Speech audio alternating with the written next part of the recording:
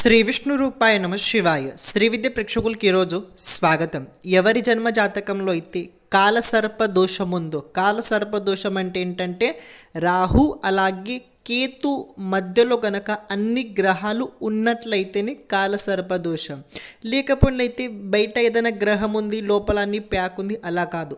రాహు అలాగే కేతు మధ్యలోనే అన్నీ ఉండాలి. ఏ ఒక్క గ్రహం కూడా బయటకి వెళ్ళకూడదు.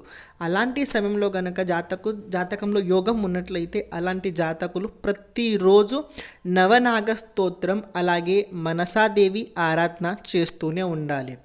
మీ ఇష్టదేవుడు ఎవరైనా కానివ్వండి, కానీ మీరు ఉదయం లేచిన తర్వాత ప్రాతస్మరణ చేసిన తర్వాత మనసాదేవి ఆరాధన, నవనాగ స్తోత్రం ప్రతిరోజు 9 సార్లు చదువుకొని ఇంట్లో నుంచి బయట వెళ్ళండి.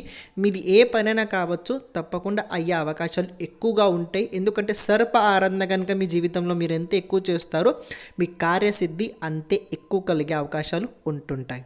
శ్రీమాత్రే నమః.